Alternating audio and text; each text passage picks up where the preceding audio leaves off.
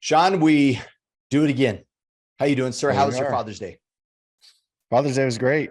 It was, we were talking last week about your vision and what you want to feel like, and had one of those moments on Father's Day where just made myself block out a time where it was just gonna chill and enjoy all the work, The all fruits. everything. We went down to our pond and fished, and so we were down there catching largemouth with the kids and sitting on the deck and just enjoying everything. And it was kind of what we talked about with how you feel about your boat and your house, and Yeah, that that's not vision done for yet. what you So want. just That's not done way to yet, rub it but in, Sean. Way to rub it in. I'm not experiencing any of that. I'm just joking. but all of those, we get busy, and we're constantly moving and in a direction somewhere when we have that vision. And sometimes it's actually hard for people to sit back and enjoy it, especially when it becomes a habit of just being on the go towards your next thing. And it was just nice to sit back and enjoy it and have one of those moments of, man, I've thought about this so many times about this happening, and just sitting there with my wife and watching the kids, and Totally. it was just awesome. How about That you? is awesome. Well, before I say what I did, you bring up a point. I think it's safe to say that most men, I shouldn't say most, a lot of men are lazy. They come home, they flip on the TV, they watch sports, they're disconnected from their families, their fitness is an utter mess. They're not presiding or leading in front in any particular way, and they're doing the bare minimum, right? To stay employed, and the bare minimum not to have their wife leave them, and that's maybe the status quo. I would assume that is probably the majority of men, unfortunately. However, in the circle that we have within Order of Man and the Iron Council, and I'm sure you being a high caliber individual, Sean, and the people you surround yourself with, we have the opposite problem, which is the problem that you just mentioned, is sometimes we don't stop and go, man, you know what? Life is good. And Yeah. to be grateful, you know what I mean? Because we're always like, okay, do better, work out better, get my fitness better, work better.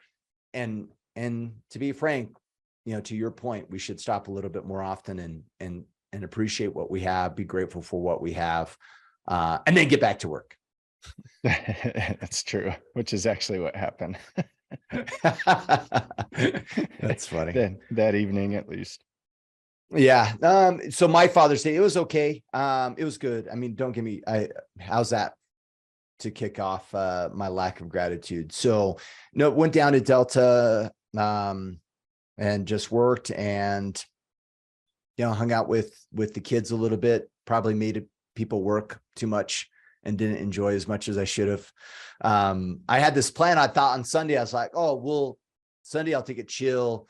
And then it was super windy and a little bit colder, and then it just wasn't as ideal. So, but had my wife had her stepdad and her father over, and her brother, and all the ladies, brought desserts, and we just kind of hung out last night and just kind of chilled around the house. So it was good. So That's nice. But yeah, it wasn't bad. So it's one of those things though, right? Like, I think for me, it's like, it's hard not to be done, like to complete something. If that makes sense. Like I'm always uneasy if things are unfinished, or like, hey, there's stuff that needs to get done. Let's get that done before we sit back and enjoy our fruits. The problem with me though, is there's nothing's ever not done. I was just going to say there's that. When is always anything something ever done? None at all. It never happens. But for some odd reason, I keep thinking that, Sean, I just, let me get it done. Let me get it done, and then I'll relax. So yeah, maybe that's my next life lesson, to figure out how to balance. So that, but what does done mean? You mentioned last week on guys retiring that have all this stuff to do after they retire, because really, in my opinion, if you're doing it right, there's always stuff to do. I mean, Yeah, really, what a waste of a totally. life to just loaf around. I Totally. mean, you can only sit on a beach and get fat for so long before you start feeling like it's a waste and you got to get to doing Totally. something. I mean, that's You what know I see that, with most people too, and they're planning for their future. That one of the big questions I ask as they get closer is, "Hey, what are you going to do?" And it catches them off guard most of the time. And they're like, "Well, what do you mean? I'm going to be able to pay my bills. I'm going to travel. I'm going to do that." And I'm like, "But yeah, what does that mean? What else are you going to do? What are you going to do in the meantime? What are you going to do in between?" yeah, And almost totally. no one thinks about that. And it kind of racks them when they get to they figure out the financial part. And then it's like, okay, what do I really want to do? Right. Yeah, totally. Well, and it's, I think it related to that is this idea that we set some expectations of enjoyment of at the end of things, and then choose not to live, why we're building the house. We choose not to live while we're trying to get our financial house in order. And we think unrealistically that somehow when those things are quote unquote done, then right, then I'll be happy, then I'll You'll enjoy be life, then fulfilled. then our marriage will be better once she does these things, right? Like we set all these expectations of how great life's going to be in the future based upon, a lot of the time, based upon circumstances outside our realm of control. And then we don't live, waiting Yeah. for that happiness to magically show up when things get done, right? So it reminds me of that quote. I think it was Hinckley, is years ago, but says, something to the extent that like most kids just grow up to be standard adults. Most beef is kind of tough. Most jobs require a lot of work and effort, and that the trick of an enjoyment of life is to enjoy the ride, Yeah. not necessarily to finish it, So I'm saying this all to myself, everybody. I'm not projecting this as I'm So reminders. contemplating what I need to know. Yeah. So yeah, isn't that ironic? Half the time when we talk on this thing, I'm like constantly like, yeah, this is just an echo chamber for me to be listening to myself. So anyhow, well, all you fathers, we know it was a few days ago, but happy Father's Day. I really contemplated, I mean, don't get me wrong, it's good to celebrate fatherhood. But I really feel like the thing that should be happening is that we shouldn't be celebrating fatherhood as much as discussing the importance of it. Because I really do believe that a lot of men and women, for that matter, don't appreciate the impact that fathers really truly have. I mean, if we want to statistically go into, the probability of children having success in life, the probability of them going to jail or staying out of jail, you can pretty much, I think you can pretty much align most social world issues to fatherless homes. Absolutely. And so it is such a big deal.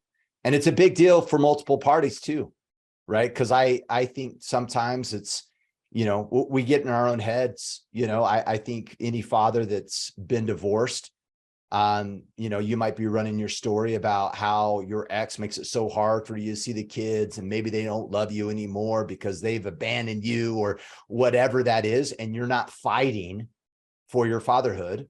And to be frank, I think there's the majority of ex-wives that want to replace you, and they think that you can be replaced, that they'll just find the other guy and they'll be dad, and it will be the same to their kids. That's the ultimate lie. They'll think it's the same, at the detriment of their own children, to be frank, and their relationship with them.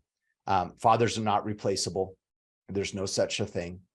And I think men need to be fighting for their rights as fatherhoods. I think women need to be fighting as well for fathers to rise up. But man, it is such a critical issue, not to go all negative town on Father's Day, but It's such a big issue. And I think we brush it off like it's not that big of a deal.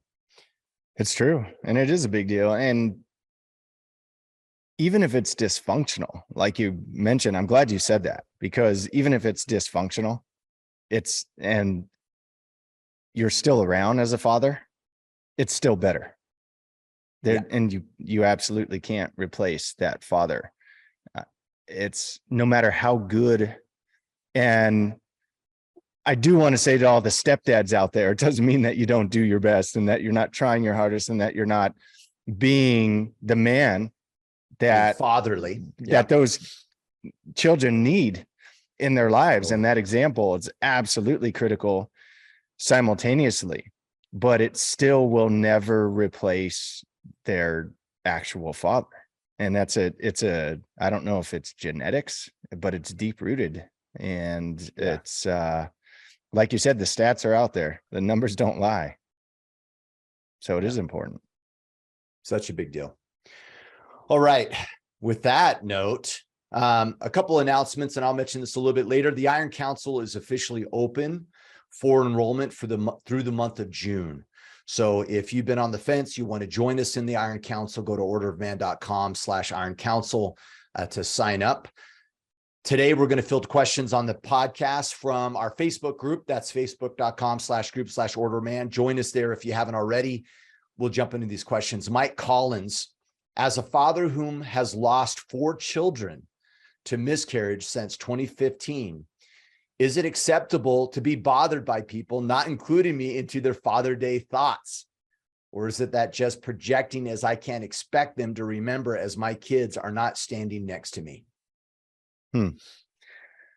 I, being as empathic as I can, will say you're projecting, because and here's the thing, not just in your expectation for Father's Day wishes, but in anything, your expectation that you're going to be recognized for any part of your life is projecting.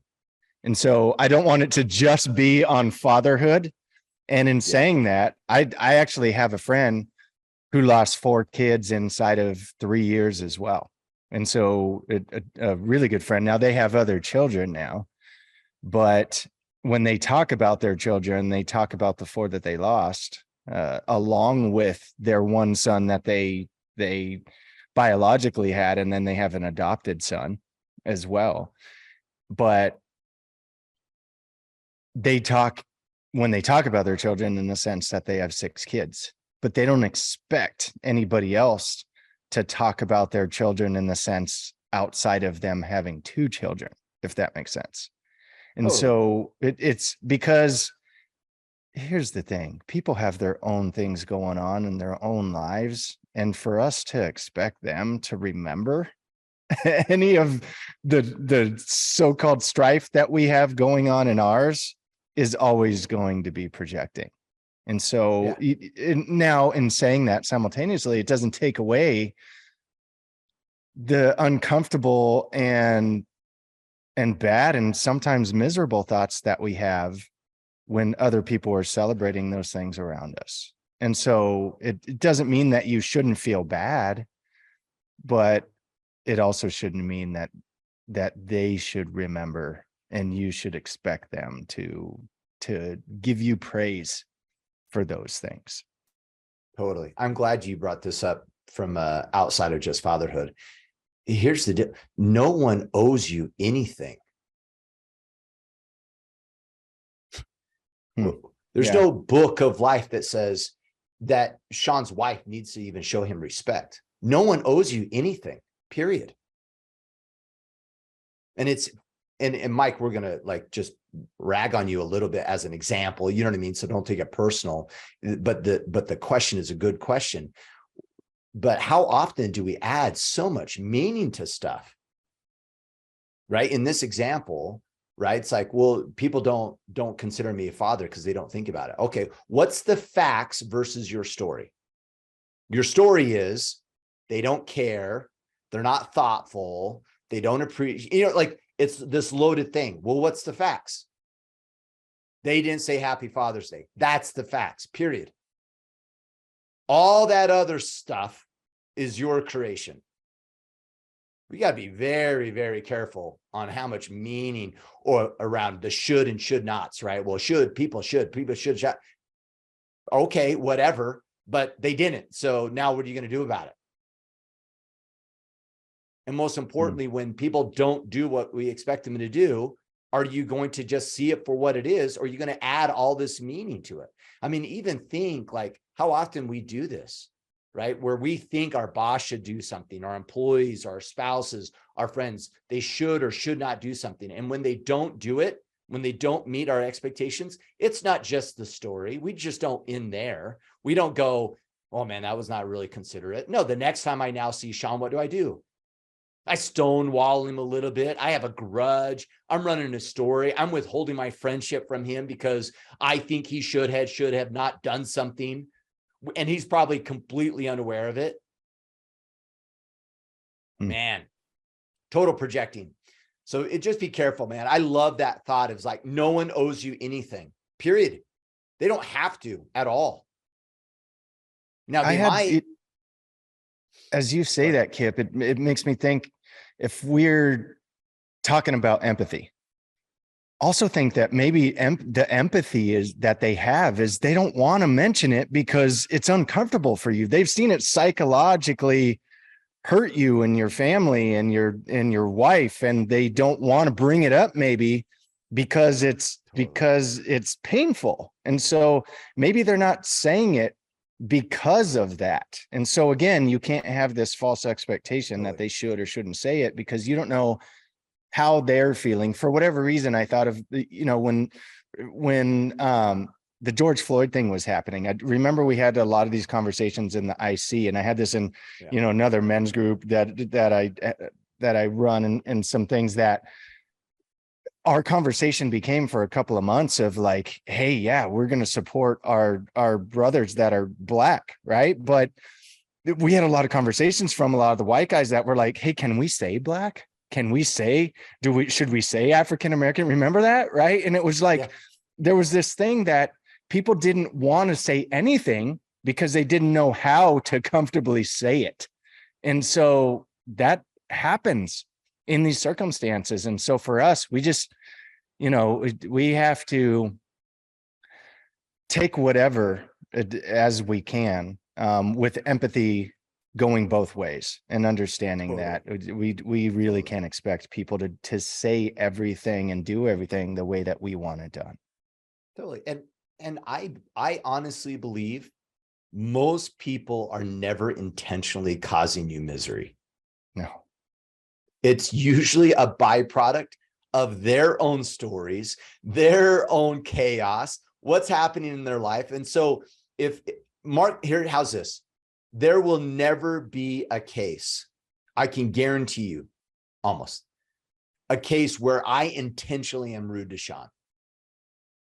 Now, is there a probability I could? Certainly, but it's probably out of ignorance, not being aware, and other drama in my own life, and it rubs off, and then he interprets it that way. That's how most people operate.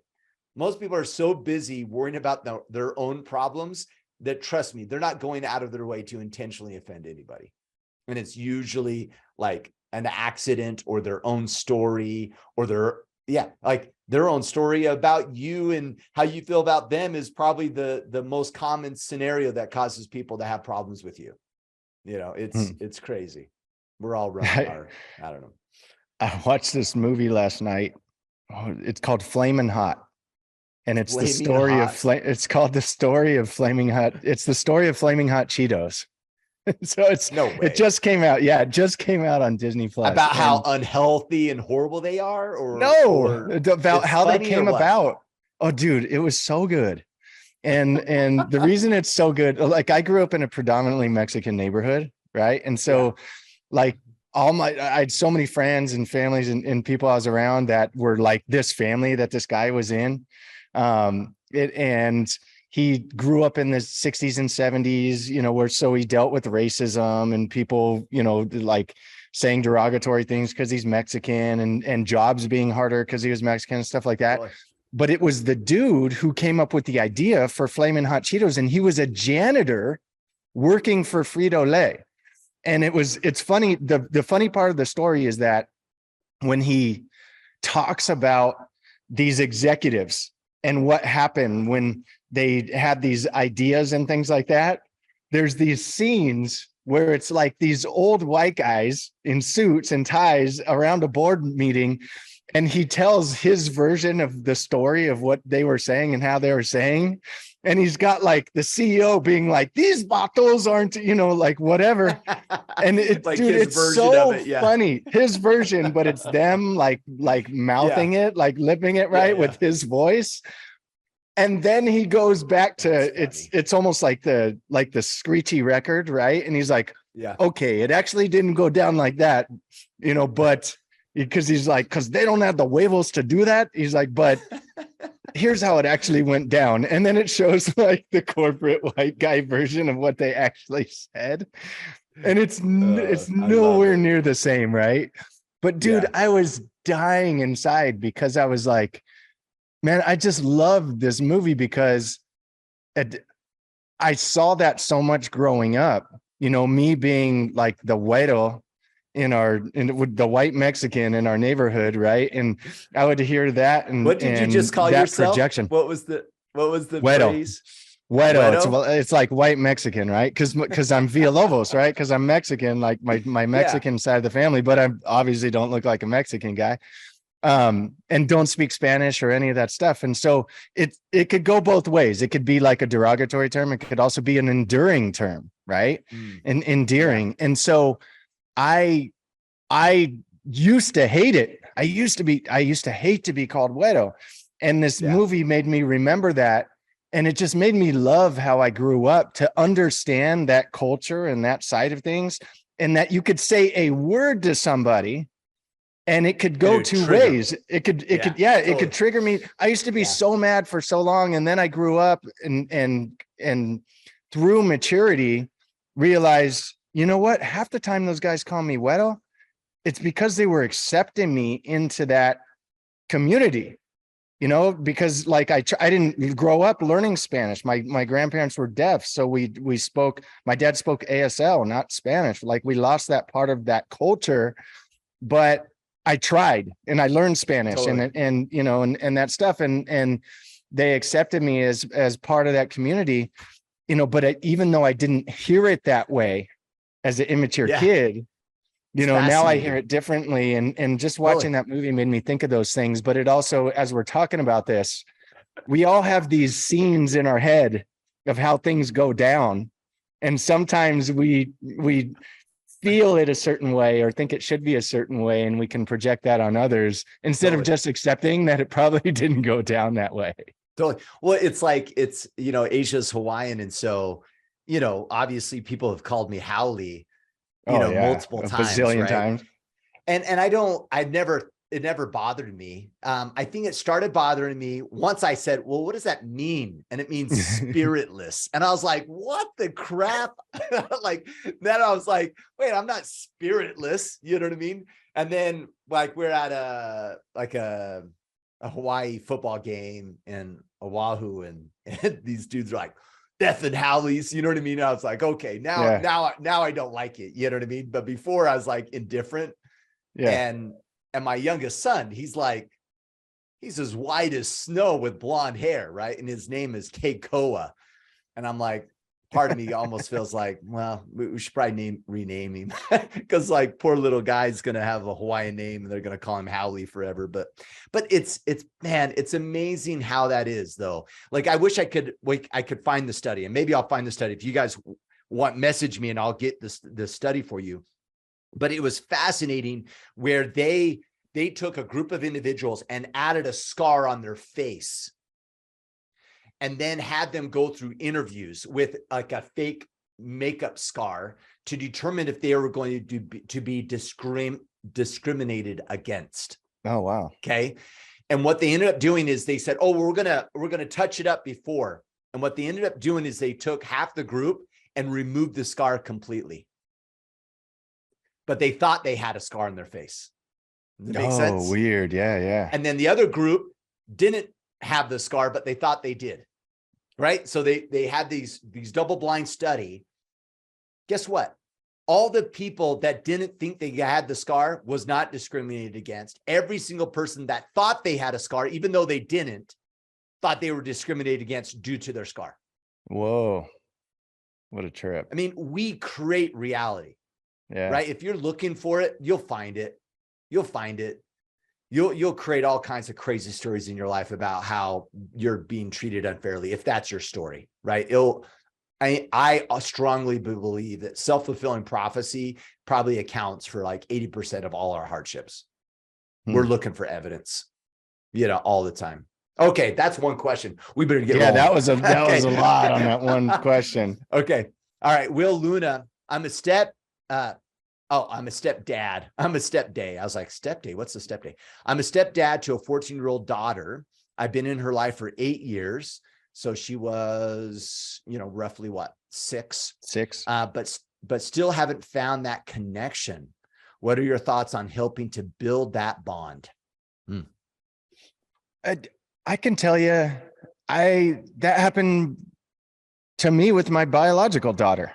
She's about to turn 18, and we've gotten the closest we've ever been in the last few months. It's just, sometimes it's personality. We already talked to it a little bit as far as in hindsight, though, would you do anything different, Sean? Like, no, I get that that's the way it is, but do you think there's anything you could have done different to create a connection better earlier on? No. And it's not that it was a poor connection. It's just, it never maybe felt like we were just talking about projecting on how it should feel, right? I've always wanted her to be a little more huggy, or maybe a little more appreciative, or maybe a little, I love you, Dad, or one of those things. You made unfair expectations on her. Yeah. Personality wise, it wasn't like that. And she's becoming more, I guess you could say, I wouldn't say loving, but more expressive of her love than she has been in the past. And I think it's just, she's moving into a different phase of her life. And that happens to people, sometimes emotions wise, we expect our kids or the people around us to be more like us and react like us. But she's a different person. And so maybe she's not going to react and love you the way that you love her. So all you can do is just keep loving her and make sure that she knows that and make sure she understands that. And so I don't see myself saying I love you to my daughter anymore, any less than I used to. I just know that I always have, whether she's responded or not. And so I would say, just keep it up, keep loving her. Yeah. Treating her like your own, being that example, like we talked about. Don't try and replace her. And he didn't mention the situation with her biological dad and if he's around or if she even knows who he is or whatever. But honestly, none of that matters. You just do what you can do and control and be the best father you can be and father figure you can be in her life, and let the rest land where it lands. Yeah. I love that, Sean. One of my favorite books, and I recommended this actually a couple of weeks ago, and it's funny because I've gotten messages back from Cody and a couple other guys like, oh man, that book is like a solid book, so I'm just going to drop it again. So there's a book by the Harbinger Institute called The Anatomy of Peace. Outward Mindset and Leadership and Deception. Those books are actually based upon the concepts of this book. So if you're looking for a read, I would read that book, The Anatomy of Peace. And one of the things in that book that they talk about is, and they call it like the influence triangle or whatever. And I'm just saying it a different way of what Sean already said, but we often approach relationships from the perspective of, if our kid's not meeting our expectations, then they need to change, right? Like they need to pivot and express love differently and align or whatever. And then we'll have a relationship with them. And if you and I think about that, how does that feel? If I get the gist that Sean expects me to be differently than the way I am for us to have a relationship. Translation for a teenager, you don't love me. Yeah. That's what that Disaster. is. Yeah, that doesn't feel like a love. And so we Yeah, they're not need, good enough, right? yeah. And so let go of they're not good enough. And we really need to get clear in our heads that like, and I like this term, but they're whole and complete. They're perfect. And just love them where they are. And then, and here's the key, we can't do this to manipulate. We have to actually really truly believe that. See them as whole and complete, and do the effort to foster a stronger relationship with them. Listen continually to learn about who they are, what their thoughts are without judgment. And then over time, they'll come to you for guidance and direction. But unless they know that you have an established relationship and there's a level of love and care there that's agnostic of how they show up in the world, we're not in a very strong position of influence. So keep that in mind. And one other thing, Will, that just to consider, us having strong relationships with those that have a relationship with them is super, super critical. So the difficult one is like teenage friends. Do you think I'm in a better position with my son if his friends think I'm a cool dad? Certainly. To your case, Will, do you think you have a higher chance of relationship with your daughter if her dad thinks you're a good guy? That you're aligned with mom? Those are people of influence in her life, whether you like it or not. They have a strong influence. You need to make sure those relationships are trued up as well. Yeah, and be careful with the cool dad thing. Just Yeah, as a side note, like that doesn't mean that you like smoke pot with them and let them drink at your house and do that or whatever. What? What are you talking about, man? Teenagers think that's what a cool dad is, right? Because as you said that, it's have them think that you're the cool dad in a sense that you're kind, that you that they respect you, that you acknowledge them, as their friends, as and as a part of their life. And that's what's cool. It doesn't mean you still can't be strict and have rules and things like that, because I think I'm fairly strict in the things that I do, but simultaneously I think all of my kids' friends think that I'm a cool dad, right? Because I acknowledge them. I ask them about them and their lives and what's going on and how are they doing. Yeah, and I'll never do those things, but when they come over, I ask them about them, right? As if I had adults come over and I wanted to know about them and get to know them and understand them. And so I'm glad you brought that up. That's a huge point. And here's the thing, girls are hard anyways, and you're probably never really going to get the appreciation from them until they're much older. And I can tell you, I watched this happen with my wife, where when we got married, her stepdad walked her down the aisle. And it says nothing to her dad not being her biological dad, not being a good dad, not being around, not being whatever. She just felt that in that moment, it was more important to her to have her stepdad walk her down the aisle when we got married.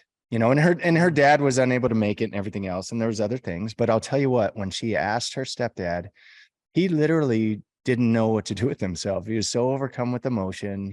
It was unexpected, but it was just proof that she was just so grateful for everything that he did. And he's not the type of guy who really always showed her love and affection and said, I love you all the time and things like that. But he didn't have to, because she knew it. And that was proof. And so, not that he should have the expectation that that's going to happen with his stepdaughter, right? But that you just never know. You're making an impact. If you're doing it right, you're making an impact deeper than she's ever going to tell you, I think. Next question, Wade Marshall. Sorry, Wade. Is it Dams or Dames? Dames, probably. I wasn't a great father. I had a pretty awful father figure at home, and I had a lot of anger because of it. I've gotten better for my last couple of kids, thanks in part to this movement. What can I do to repair the relationship with my older children? I've dealt with this, just realizing that how I was parented. I grew up with a single mom. My dad wasn't around. My dad's great. He's never hit me once. He's yelled at me one He was a time. cool dad, got you beer and pot. Just joking. He didn't do any of that, but he was more, I was with him every other weekend. And a lot of those weekends we missed because he was working or something, it just didn't work out. Yeah. But when we were together, we had fun. And my mom used to resent that because we'd go dirt biking and camping and, do fun things. And he would teach me stuff. And it was an overall good experience. But I can remember like the one time he yelled at me and called me a dumbass, I think. And I was walking across the street with the ice chest that I was carrying, and I was kind of walking and cars were coming instead of hurrying up, and it was something like, hurry up, you dumbass. And that hurt so much because he never said, my mom said stuff like that to me all the time. Yeah. But he never To did. hear And I him was say like, it hit. whoa. Right. Yeah. But I was with my mom 98% of the time. And so she was, honestly abusive with her words and guilt and all of these things. And I got hit by her and I lived with my grandma for a while. So same thing. It was like I would get hit and yelled at, and I thought that's how you parent. And so I would catch myself doing that with my kids, and it worse with my older two than with my younger two. But I still have to catch myself in my anger. And so the two things that have helped me, number one, saying you're sorry. And it sounds like number two, you're already ahead of the game, is catching yourself. Yeah. And so all you can do is all you can do, man. And so figure out, catch yourself in those moments, apologize again, and then let them know that you're doing the work. And so to your older kids, all you can say is, hey, look, you know what? We can't change the past, and I'm really sorry, but I want you guys to know that I'm a work in progress. And the best thing I could do as your father and as an example to you in my pursuit of being a better father is be better moving forward. And so I'm going to try and catch myself in my anger. I'm going to try and catch myself in my words, and it's not going to be perfect, but I do want you to know that I'm working on it, and I want to be better for you. And I may not have been the best up until this point, but I owe it to you to be better. And so just know that I'm working on it, and they'll see that and they'll appreciate it, and they'll call you on stuff. And when they do, make those moments where you say thank you instead of getting angry, and catch yourself in those things. And so it's a process, but I think you're ahead of the curve by already catching yourself. Totally. And be careful, Wade. I'm not saying that your awful father figure doesn't play a part in defining you, but be careful not to have that come across like an excuse to them. Just own you, agnostic of your parenting, right? The minute you do it, well, my dad, you know what I mean? Then you're just excusing the behavior. That's how it's going to be perceived, even if you're not doing that. So be careful not to do that. Related to this, and just maybe a call to action, because I don't think I have much to add to what you said, Sean, but Wayne and everybody, don't let things go unaddressed. Yeah. So you might be like, hey, it's been a while. It's a long time. It's not a big deal. My kids know they love me, but something went unaddressed and you should own it. Fix it. So say it, right? Complete it, whatever phrase you want to put on it. If something is unaddressed, it's not completed, whether it's our older kids or even Wade, if it's even with your father, clean it up and complete it. And when we complete things, I want to be really clear. We don't go into them with, hey, Sean, I just wanted to explain because my dad treated me this way. This is why I lashed out to you. So I just want to let you know, sorry about that. Whoa, talk about taking zero ownership and just passing the buck and not really connecting, right? The way that would look is like, hey, Sean, you know, it's been bothering me. I want to clean this up with you. I shouldn't have acted this way. Period. I'm sorry. You have my commitment moving forward, blah, blah, blah, right? I need your help. See me as a work in progress. I love you, committed to, you know, becoming a better man, move forward. That's it. No stories, no excuses, no nothing. Just own what you can own. Now, also, if you don't mind me suggesting, Wade, like even if we're incomplete and we're not the ones at fault, right? It's the other person, right? Sean's at fault. And that's incomplete, then complete it with Sean. And so really quick, what does that look like? It's not a, hey, Sean, when you showed up this way and you did these things, it made me upset and made me hate you. No, once again, you own you. So if Sean was, and I don't know why I'm using you, Sean, it's kind of weird as an example, but let me just try to work through this. But if Sean was hurtful to me, I go to Sean owning my response. I go, hey, Sean, man, I want to apologize and restore my integrity with you. When this happened in our past, I interpreted it as you not caring.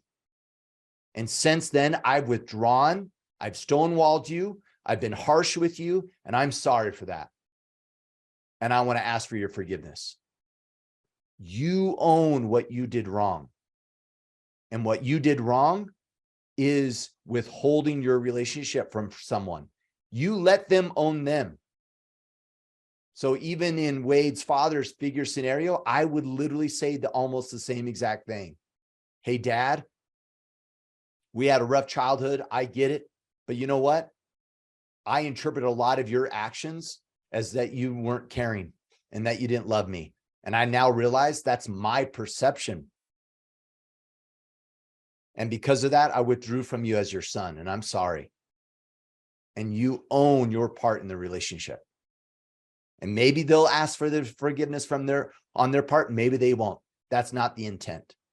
And that's how you get whole and complete with broken relationships, whether they're with fathers or even with our kids. So don't let them go unaddressed, ultimately, is what I'm trying to say. And that was really good. The only thing I would caution in is maybe you do that with your dad and he calls you a bitch, right? Like maybe that's the reaction, right? Well, yeah. Well, that's on you, and it could. But you did what you could. Yeah, totally. And so you could feel good, you can feel whole in that. And maybe it helps you move on from it. Maybe it doesn't. But it's more important in how you project and how you show up with your kids and how they see and feel and how you communicate with them in that process. Yeah. Just be careful not to blame or excuse, right? Alex Schwartz, how do you balance and navigate being a new business owner and your family? At the end of the day, family matters most, but my business is what allows my wife to stay home and bills to be paid.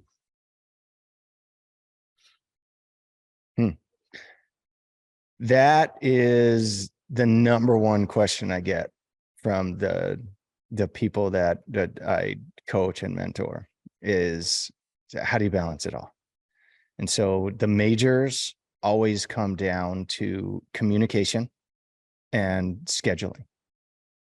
And first, what's important and prioritizing. Kip, you talked about being lazy. And as you said it, I had the thought of, well, I'm lazy. I think we're all inherently lazy. You mentioned Hinckley earlier. That's in his book, Standing for Something. There's a chapter on thrift and industry. And he says something along the lines of, we'd all rather play a little, loath a little, do little, but there's satisfaction that comes in industry and being industrious and doing work. And so we have to set aside the things that are fun to do sometimes or easy to do in pursuit of the things that are better. So it's kind of like the good, better, best. So if you want the Yeah. best version of your life, you have to get rid of some things that maybe are good. Maybe that's a a Friday night softball league that you're a part of, or maybe it's a bowling league, or maybe it's some football that you watch on the weekends. I don't know what it is, but in pursuit of balancing those more important things, you might have to drop some stuff that can sidetrack you or that doesn't help in those pursuits. And so prioritizing, communicating that with your spouse of what those important things are, and then the scheduling of all of it, because all of it can get done. And especially if you're on the same page and in those same pursuits together, and the communication at minimum needs to be weekly. But I know for my wife and I, we have weekly meetings every Sunday. We just did it yesterday, going over the schedule of what's going to be happening this week, who needs to be where, at what times, what appointments do we have, what do the kids have going on, and then who can do what. And that includes the whole family now, with my daughter driving and everything else. And then we're all on the same page. And then every day it's before we go to bed at night, it's okay. What do we have tomorrow? What's tomorrow? Who's Yep. doing what, and making sure everybody's clear in that. And it doesn't mean things still won't come up, but I couldn't imagine it without that communication of everything. But that night before, making sure that we don't get caught up in just being busy, that all of our busy work and all of the work that we're putting in are on the important things. And then if there's extra time after most of those important things, then we do the other stuff, and not vice versa. I think because people don't know what they want, they don't schedule well, they don't communicate, they just end up doing a bunch of stuff that doesn't really serve their family. And that's when Yeah. it gets overwhelming and you feel like you're not getting stuff done. It's because it's not being communicated, and the important things aren't getting done first. So Mike Nebeker has a related question really around presence. So I wanted to see if you would add anything. He says, how do you navigate being a father that is present in your kid's life while spending the time necessary to grow a business, volunteer, be there for the men on my battle team, and all the things that we need to do to be good men? So like, what extra things? Because I think what Mike's kind of bringing up, to be frank, is we could do all the scheduling, right? We could do the communication, but we're still lacking presence, right? So what recommendations from that perspective? I like this question because it says, my volunteering, that my battle team in the IC, all of these Yeah. things. And I see too many men when I think of volunteering, I think of like my calling and my church activities, right? And so I see too many men put that before their family. Too many men put maybe the men in the IC before their kids. Too many put their jobs even before that. And this comes in line with, the first question of that pays the bills though. Okay, but you can do it all. You can still, maybe the time is you'd spend 20 minutes at night. I made this initially where I told my wife, I'm going to put the kids to bed and I'm going to say prayers with them. And then I started spending 10 to 15 minutes just asking about their day, how things were going, how things are going with their friends, what they did, what was good in that day, what was difficult. I just had more conversation with them. And what I found is it would take me about an hour to get them all down to bed. But those conversations were priceless, man. Like looking back at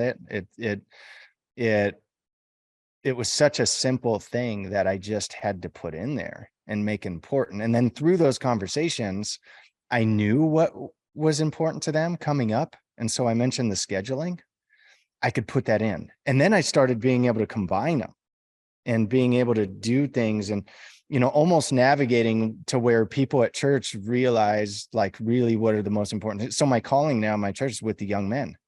Like last week, I helped run our young men's camp for 60 young men. in our church. And that's my calling in the church. But two of my boys were in that camp. And so I was spending that time with them, and it was important. And so all of it has kind of intermingled because people know the importance of what I have. We've had this conversation in the IC, right? I'm contributing in the IC and doing those things, but had a conversation with Ryan a while ago, and that was not going to be the typical way that people engage in the IC. And Ryan's 100% on board with that, right? And so is everybody else. And I'm in a mentor capacity and doing what I can to ensure that we're growing this movement, but it doesn't supersede every other thing I have going on in my life. But that's what also makes it work. So I hope that answered it well. I hope, I think that's good. You mentioned something, Sean, I don't want to spend too much time on it. I do want to cover one more question before we wrap up. But it's interesting. You use the analogy of guys will put the Iron Council first, right? They'll put their work first. They'll put these other things first. And I was reading some content actually, literally the last couple of days, that most men, if they were going to describe what love is to them, it often looks and feels like respect. And isn't it quite ironic that where do we easily spend more time are more likely in the areas that we feel respected, where we feel loved, right? In a man's kind of way. And so, and it's fascinating how men, it's like, oh, my husband's never home, he's working all the time, or spends more time in the office than coming home, or when he comes home, he's like checked out, but he lightens up at work. Why? Because it's the easier area to feel appreciated. It's the easy area to feel respected. And so we gravitate to those areas that we feel, quote unquote, loved. Now, I don't say that from the perspective of like, woe is us. So keep everyone, be a victim of that and just stay in the office where you feel appreciated and avoid going home. I'm not saying that, but be aware of that, right? That where is that coming from? Why is it easy for me to stay at the office and not go home? And okay, it's because I don't feel appreciated maybe, right? Or I don't feel respected at home. Okay, well, why don't you then? And now what are you doing to ensure that you are feeling that way at home, that you are feeling respected, and double down to resolve that, not necessarily step away from it and get that where it's easier is what I'm kind of suggesting. So don't be passive and take the easy road of like, well, I'll just double down in these areas where I might feel more appreciated. You need to address the issue, right? And if that's missing at home, if that's a tendency, then we need to get after that. The other thing that I wanted to say that you mentioned, Sean, is sometimes it's creative too, the presence thing. And I know it's super silly. This is a super silly example. I don't watch sports for the most part. I don't. We have a TV downstairs. I never watch a full game of anything. But I love sports. Kind of a dilemma for me. So what do? I watch highlights. That's how I watch my sports. So I pull up YouTube and I watch the 10-minute highlight of a football game or a basketball game. And now all of a sudden, like I watch the game, and I'll even like super silly, not even look at the score. So then I'll watch the highlight going, ooh, I wonder who's going to win in like 10 minutes, right? Super lame. I do that with UFC. Yeah. So it is what it is, right? So, but that's how I get my quote unquote sports in. Well, that doesn't serve my kids either, does it? So what do I do with the 4-year-old? We watch top 10 plays before we go to bed. That's how I get my top 10 plays in.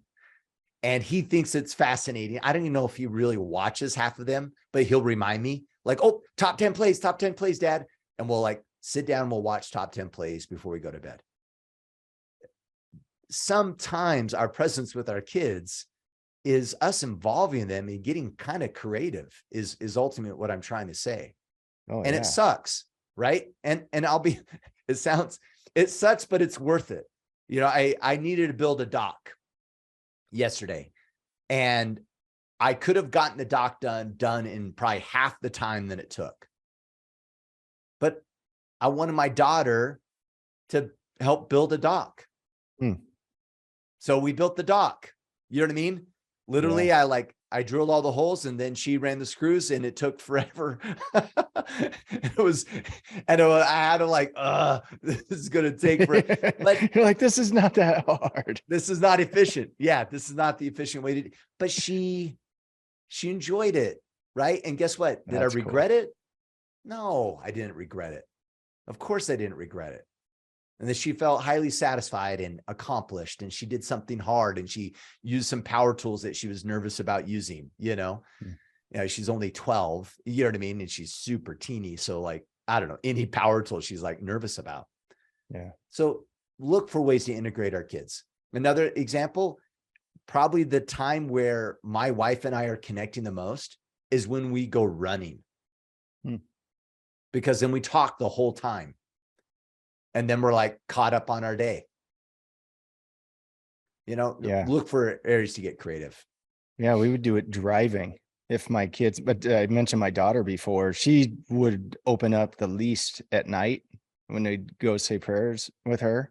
And so instead of that, I transitioned it into, okay, if you're not going to open up with me at night when we say our prayers, I'm going to drive you to everything. And then guess what's going to happen during the drive? I didn't tell her that, but everywhere we drove, then it was like, hey, what's going on? I'd turn the radio off. And instead of the radio being on and letting her be on her phone or whatever it was, we were engaged in conversation. And that's where it came out. It just became, she didn't think something was up or I was tricking her or anything like that. It was just, every time we drove anywhere, that became where we connected and had those conversations. So it's always there. It's in front of us. Just got to be present to it. Yep. All right. Greg Lewis, last question here. I've said things to my son and daughter that I hated hearing when I was a kid. I had a mentally abusive father, and lots of his harmful words and his disappointment voice stuck in my head. It just won't go away no matter what I work to do. I've tried over the years to not let that voice of my abusive father shine through in me, but it often slips out. I even feel horrible as soon as his words leave my mouth. It's not the norm, but those words and that tone hurt them badly. I can see it on their faces. I apologize profusely, but the hurt sticks with them just like it did with me. What advice would you offer to help me and guys like me in similar circumstances? I think we addressed this a little bit earlier on when we were talking about the guy with his abusive dad. And as I mentioned with my mom, I catch myself with that where my family, and I won't say my mom because my entire family is this way, was abusive on my mom's side, is that they're all sarcastic and they're all smartasses. And so everybody, it was an endearing ragging on each other constantly. Like you go to Thanksgiving and it's like, no one says, hey, how you been? It's like, hey, what's up, dumbass? It's like, that's the way they address each other. And that was normal. And constant sarcasm, constant, you're not good enough, berating, constant, you're an idiot, constant, you're, I only laugh because I can relate, but it's just and that's the way I grew up. And so I have to constantly stop myself from doing it to my kids. And I do it still constantly. But here's the thing. Now, you mentioned earlier not using that as the excuse, but I think there is some importance to letting them know, like, hey, you know what? I'm sorry I said it that way. I was sarcastic and I probably made you feel kind of dumb by saying it that way. It's the only way that anyone in my family communicated to me as a kid. And so it's my automatic reflex to say things like that. And I want you to know, I didn't mean it that way.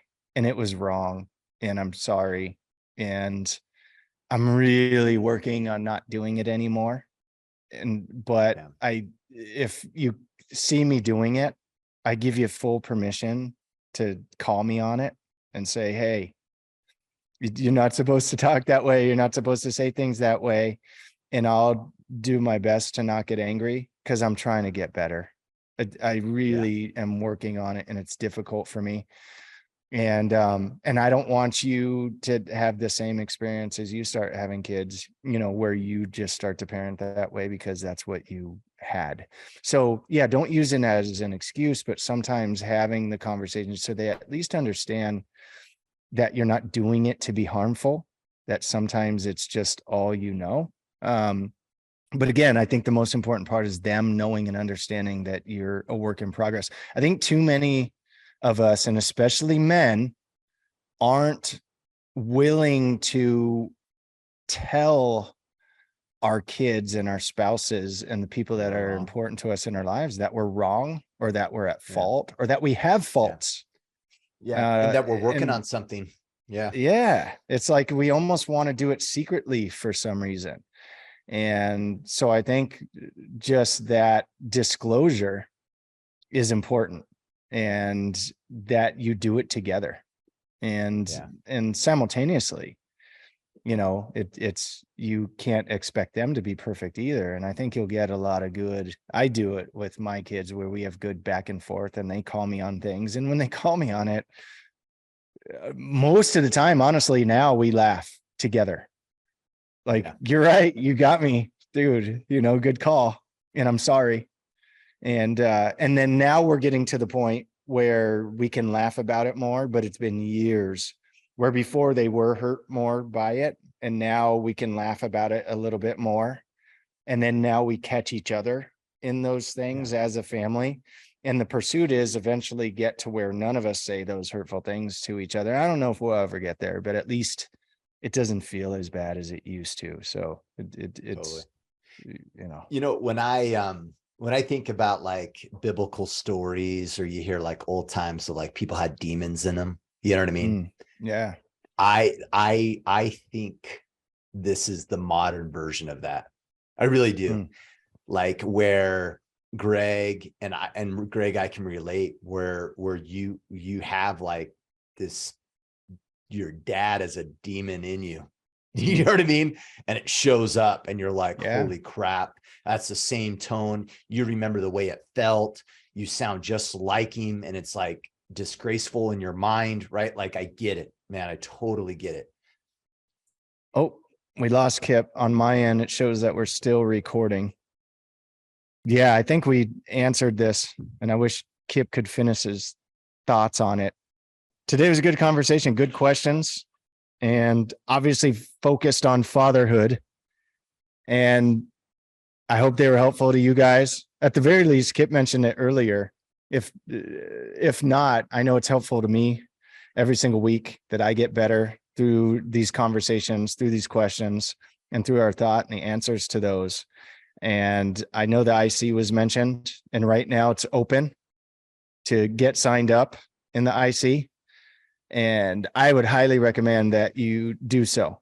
If you want to have more of these conversations, more of this interaction with high caliber men that are trying to improve themselves, that are trying to be better, sign up and just go on orderaman.com, click on Iron Council and get signed up. And in the meantime, go out and become the man that you were meant to be.